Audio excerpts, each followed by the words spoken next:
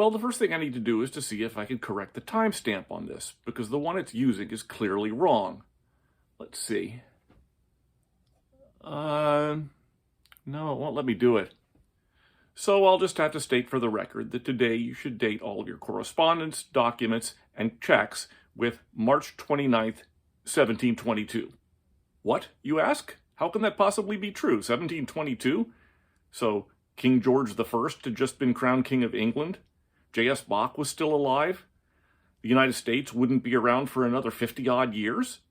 To which I chuckle gently and say, no, of course that's not what I mean. That would be silly. You can't just go back in time. That's ridiculous. That's fiction. What I mean is that the calendar is wrong, because the years between 614 and 911 AD didn't exist? Yes, according to the phantom time hypothesis, dreamed up by Hans Ulrich Nimitz and Heribert Illig, the calendar actually went directly from the year 613 to 912. Any events that are alleged to have happened during those years are explainable by one of three things. They are legends being misunderstood as reality. They are misinterpretations of documents that refer to events or people from other time periods. Or they're deliberate fabrications by a bunch of calendar conspirators. So let's see, who are we talking about here? Who are they saying didn't exist?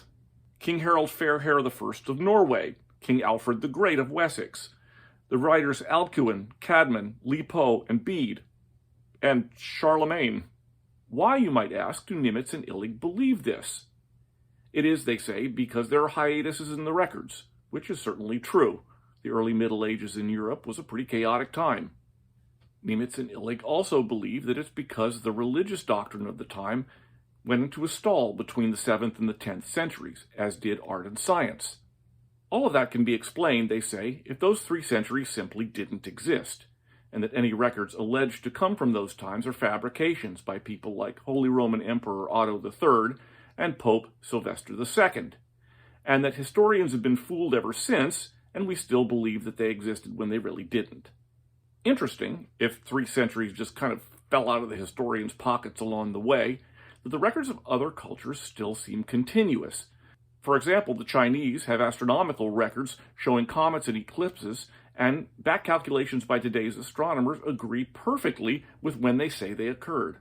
The Tang dynasty, which Nimitz and Illig say is a Golden Age myth, left plenty of artifacts, left plenty of writings, and in fact, they were excellent astronomers, and their recordings agree perfectly with what we now know. Hard to explain that if those 3 centuries didn't exist, and the Tang dynasty is a later fabrication. Another problem of this is the period during which Islam spread throughout the Middle East. So we jump from 614, Muhammad is still alive, and in fact has not yet made his pilgrimage to Mecca, to 911, at which point the Muslims were pretty much in charge of everything all through North Africa, and in fact even into southern Spain. And I guess they should also revoke my master's degree, because what I studied was the Viking invasions of England and Scotland, and those apparently didn't exist. And all of the evidence I used to write my thesis is fabrication. Or maybe I'm one of the conspirators. You never know. I've been accused of it before. Anyway, the phantom time hypothesis basically makes me want to take Occam's razor and slit my wrist with it. It violates not only that, but also the Ecrit principle, a term coined by Carl Sagan. Extraordinary claims require extraordinary evidence, of which in this case there seems to be none. So you can relax and cancel any plans you might have had to go back and yell at your history teacher. Charlemagne was real, as were Alfred the Great and all the others. Me, I'm glad. I have a hard enough time when it's January remembering to put the new year on my checks. I don't know what I'd do if I actually had to remember that it was a different century. If you enjoyed this video, please give us a thumbs up. The resources are down there, and please subscribe. Thanks.